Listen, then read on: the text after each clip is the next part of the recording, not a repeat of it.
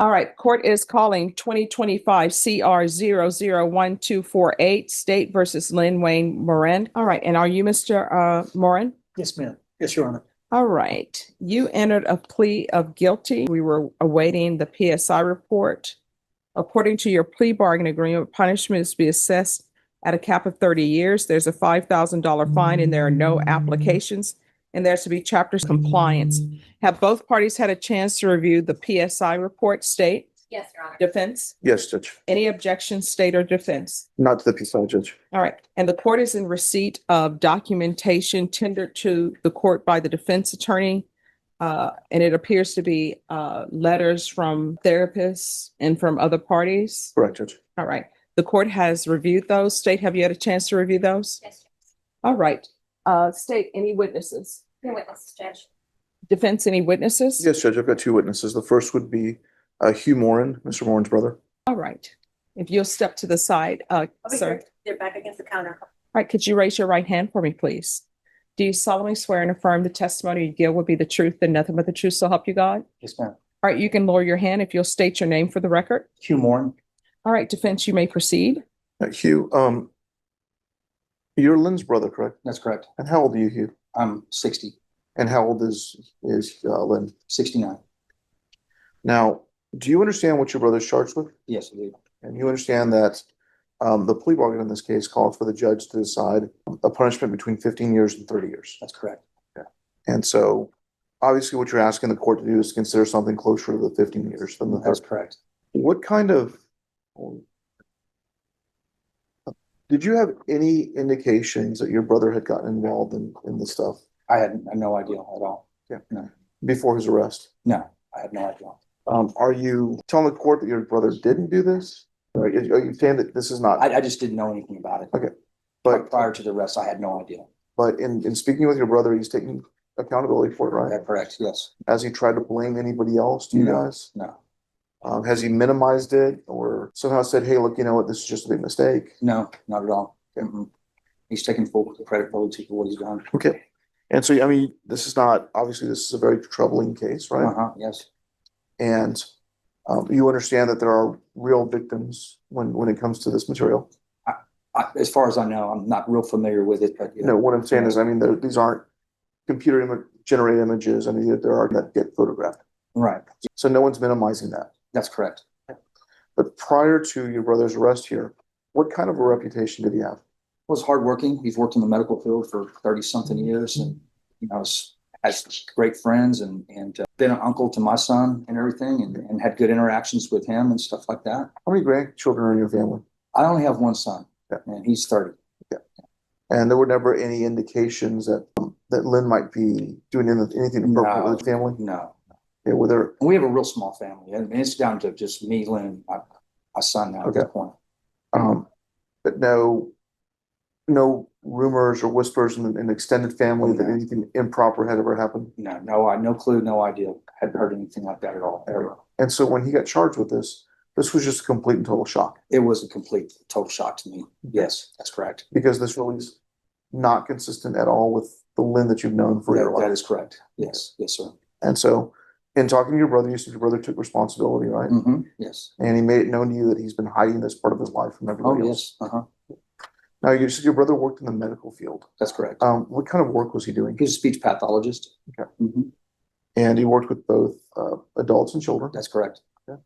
And were you aware of any kind of complaints or any reports of impropriety? He'd had a clean record, worked there forever, no problems, no write-ups or anything. Okay. And the pre-sentence report in this case indicates that he doesn't have a criminal history. Is that consistent That's with what correct. you know? Yes. He's never been in trouble at all. Okay.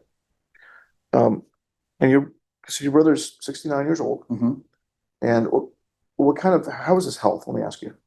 I know he has diabetes, a little bit of asthma, and he's got arthritis. Okay. So, I mean, health issues that are consistent with a man his age. Right. Correct. That's correct.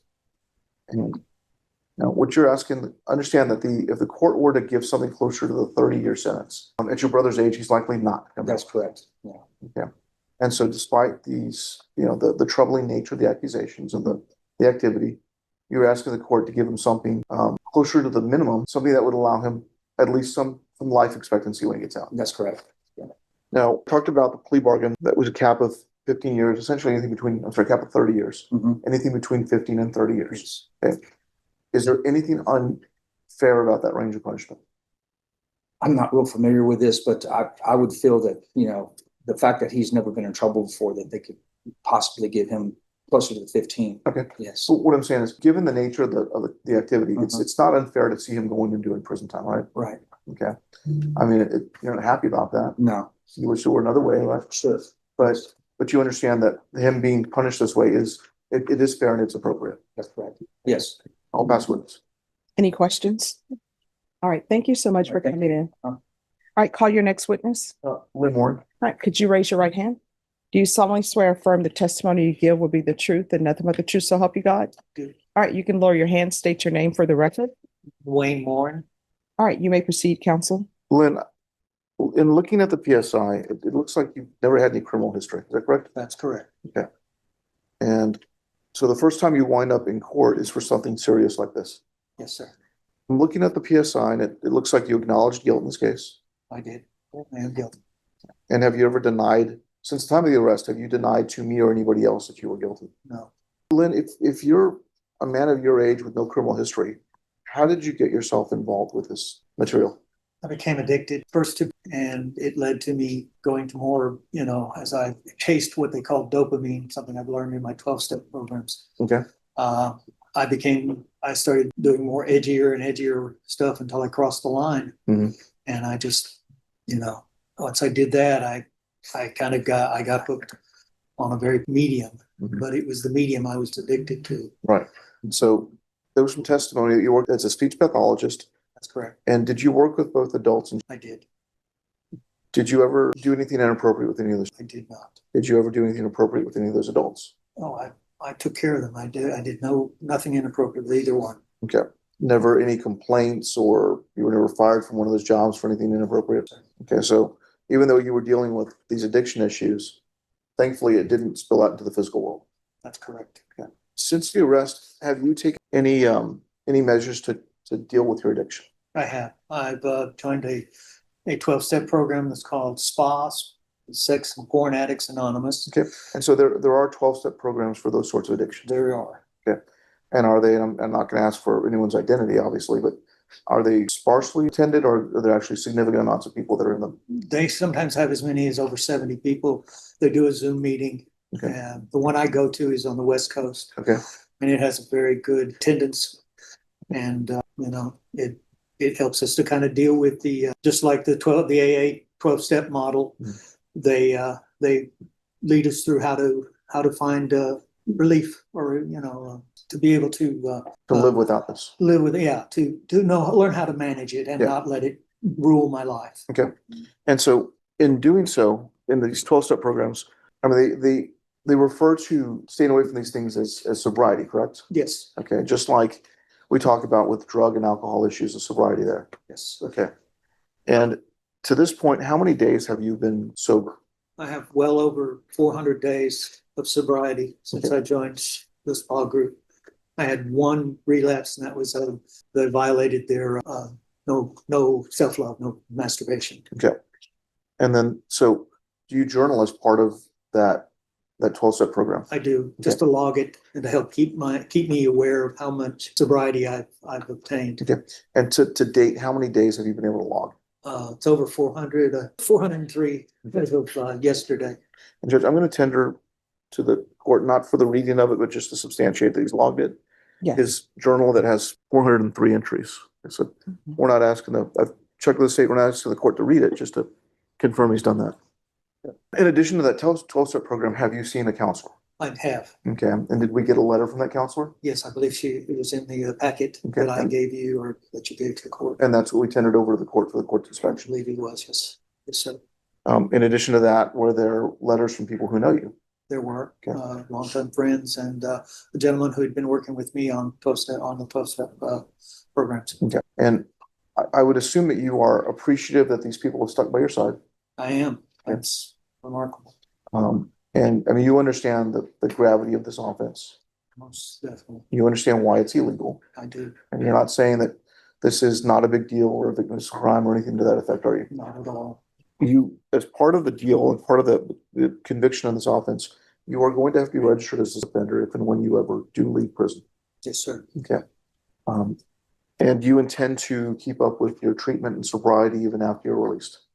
Yes, sir. I want to maintain sobriety. I don't want to ever go back into this at all. Okay. And it does look like the measures you've taken have helped you to maintain that. Yeah, help me keep sober and keep my focus and not stray into In addition to that treatment, what kind of health issues do you have? I have diabetes and I have some mild hypertension and occasional asthma and arthritis. Okay. Are you on any kind of medications right now? I have several medications that I take, Okay. both for diabetes and for my hypertension. Okay. And all those are listed in the PSI, correct? It should be, yes. Now, Lynn, what are you asking the court to consider in this case? I'm guilty, so I understand that there needs to be consequences for that, but I just ask that they be reasonable. You take into the fact that this is my first offense. I've lived a good life. I've worked a good job, tried to take care of people who have disorders, help them to get better. Yeah. Let me stop you there. You've Okay. been on bond for quite a while in this case. I have since February or March of last year, I think. Okay. And we've had no bond violations or issues with that. I'm sorry. You've always showed up to court when you needed to. I have shown up. Done my due diligence. And so you're asking the court to consider something closer to the 15-year range. I think that would be fair. That would be in keeping with what I've done. But I mean, you understand that prison time is appropriate in this case. Yes, sir. Okay. I understand. You're There's not- a consequence for bad actions. Okay. For breaking the law. I'll pass the witness. Any questions?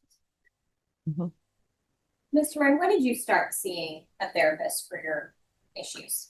Right after I was arrested, or they had searched my home, I realized that I was in trouble and I needed to take care of my problems. So I saw a therapist first just for emotional disorder, and then I was referred to a certified CSA. And when you were looking at this material, you said you started out, but then you started getting into other things, and that other things included child, correct? That's correct.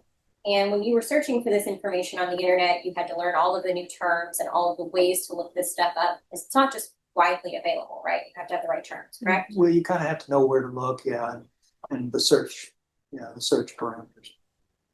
So you use Bing and Chrome on most of those searches? Not Bing or Google or whatever the search engine was. Among the things you searched for, that included tourism child. Is that accurate? I did look at that. Just to see what that was. Other questions? All right. Thank you. I'll hear brief argument. State. Judge, the content of this defendant's electronic devices, this wasn't minimal casual viewing. This wasn't a one-off. This was intentionally collecting material of not one, not two, hundreds. There were over 800 images identified, and a estimate of what was probably on that device was 1,200. In addition to those images of child that were found, tagged, and identified, when the officers searched his home, they identified a book that was signed, had something to the effect of someone with similar interests. It was titled Bad History, and it described grooming and judge. It's a horrendous offense. The punishment range is what it is for a reason. I would ask the court to follow the plea agreement sentence under the max 30 years. All right, defense. Judge, I mean, there's no excusing this behavior. And as Mr. Morren himself has told you, prison time is appropriate. But we do, I'd ask the court to consider the fact that he is pushing 7 years old. He has no previous history. He has health issues. And whatever the court gives him, the vast majority of his life expectancy is going to be spent in prison. The reality of it, Judge, is that we have people in this county that are on probation who have admitted to touching. We have people deferred in this county who have engaged in possession. And while that wouldn't be appropriate in Mr. Morren's case, we'd ask the court to consider the 15 years. I mean, 15 years is not 15 months. It's not a year. It's not probation. And it's an aggravated offense. So he's going to do the vast majority of that 15 years. Given the circumstances in this case, the fact that Mr. Morren very quickly after being discovered got into treatment, has stayed away from this, and has maintained his sobriety in this case, we're asking the court to consider giving him 15 years in this case. All right. Mr. Morren, I want you to know that I've listened to everything that your attorney has said. I reviewed the documentation and I think it's great that you're on the path that you're on, and I hope that you stay on the path. But this was a lot of images and a lot of searching for images. The court, as previously stated, is finding you guilty. The court is going to sentence you to the 30 years in the prison. Give you credit for any time served. There's a $5,000 fine. Time and money to run concurrently. There'll be chapter registration. All right, good luck to you, okay? Thank you. I'm just asking the court to sign this motion for forfeiture of that book. The OAG's office wants to utilize it for educational purposes for training officers. Any other? Okay.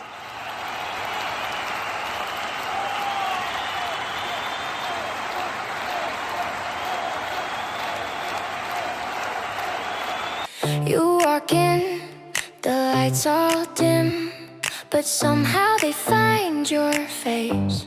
The room bends, the world pretends you're the center of every space. You're the bride tossing flowers, a toast at the after hours. Oh, it's so exhausting. Every eye glossing over me, but not for you. You're the bride in every wedding, the corpse at every funeral. It's always, always, always about you. Main character syndrome, spotlight stuck on your throne. It's always, always, always about you. You narrate, the plot line bends, every moment is your scene. A sunrise, a long monologue, nothing in between. You're the star, we're the extras, fading out, just textures. Oh, it's so dramatic, a little bit static. Every story loops to you. You're the bride in every wedding, the corpse at every funeral. It's always, always, always about you. Main character syndrome, spotlight stuck on your throne. It's always, always, always about you.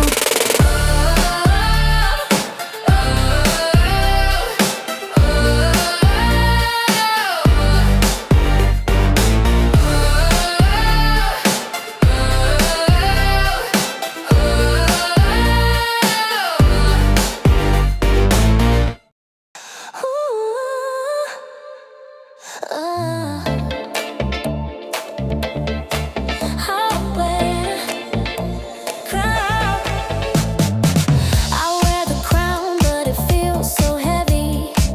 Dancing queen, but my feet aren't steady. Spotlights on, but my shadow's missing. This glitter's loud, but the silence is hissing. Do they see the cracks beneath my shine, or just the mirror ball's design?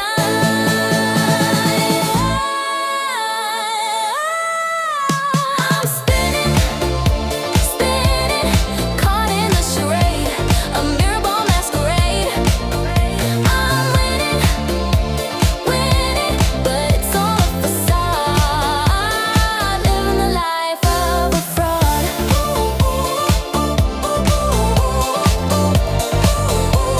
Living the life of a fraud.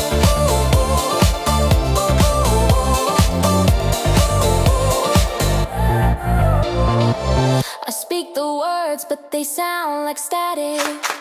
Chasing dreams, but the air is erratic. The world applauds, but my heart's retreating. A star so bright, yet internally fleeting.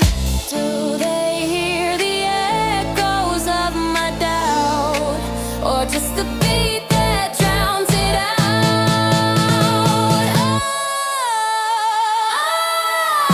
I'm spinning, spinning, caught in the